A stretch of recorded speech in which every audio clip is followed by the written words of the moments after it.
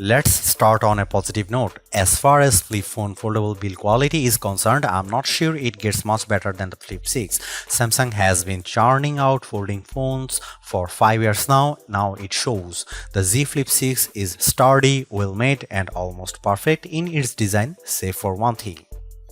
I love that Flip 6's aluminum frame is now matte instead of glossy like it was on the Flip 5, but the flatter sides and sharper edges don't feel nearly as comfortable.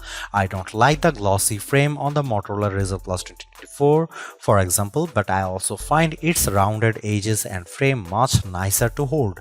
The Flip 6 isn't annoying to hold, though I do hope the more rounded design comes back next year. The Z Flip 6 also has an exceptional hinge. It moves fluidly with no resistance or creakiness. It can be propped up at almost any angle and it easily snaps open and closes shut with one hand. The hinge also more durable than ever, featuring Samsung's new dual rail hinge design. The company says it has better shock distribution than past models, while the new folding edge mechanism offers better resistance to pressure and sharp objects. Combined with an IP48 rating that offers dust and water resistance, this is one of the most durable folding phones you will find. But it's not just the hinge that Samsung does so well, it also expertly executes the smaller details.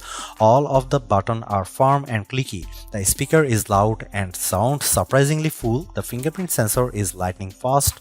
There are smaller details that other flip phones sometimes have to sacrifice, but not here. As for colors, there are a lot. The normal colors this year include yellow, mint, blue and grey. Yellow is my personal favorite too. I have grown quite fond of the blue color on my review unit. If you buy the Flip 6 from Samsung's website, you get 3 more options: peach, white and crafted black. Crafted black has a Kevlar-like texture on the back that looks cool in photos, though it feels a bit cheap in person. Also, even though I joked about it at the beginning of the review, I do kind of love the matching colors around the cameras. It's a fun touch. On a better note, the Galaxy Z Flip 6's camera are good. They aren't amazing, but the two main sensors are capable and reliable. If you want a phone that can consistently capture great images, you will be happy here. The star of the show is a 50MP primary camera, the same one you get on the Galaxy S24 and S24 Plus. It's joined by a 12MP ultra-wide camera with a 123-degree field of view plus a 10MP selfie camera at the top of the inner display. Overall, photos captured by Z Flip 6 look nice, images are sharp and detailed and often return bright, pleasing colors. The jump to a 50MP primary camera over the 12MP camera on the Z Flip 5 is particularly handy. Not only do a standard 1x photos look sharper, but digital zoom on the Flip 6 is also very usable. Samsung says 2x photos are optical quality zoom, and I tend to agree. Even jumping to 4x and 10x, I don't hate the results. It certainly doesn't make up for the lack of a dedicated telephoto camera, but it makes the camera system more versatile than last year.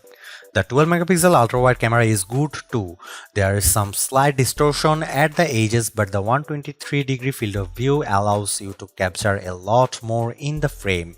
Photos also have a decent amount of detail despite the lower 12MP resolution, and colors are very similar to photos taken with the main camera. Like previous Samsung phones, the Z Flip 6 still struggles a bit with moving subjects. It can also be a little much more with vibrant colors at times, particularly with bright blue skies. Similar to the Flip 5, the Flip 6 has a good camera system, if not a spectacular one.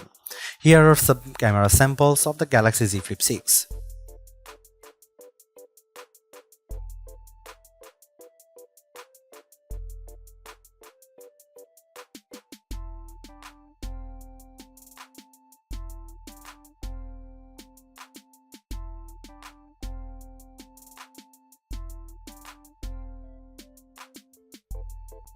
Take a look inside the Galaxy Z Flip 6 and you will find a Qualcomm Snapdragon 8 Gen 3 chipset, the exact same one you get on the Galaxy S24 and S24 Ultra.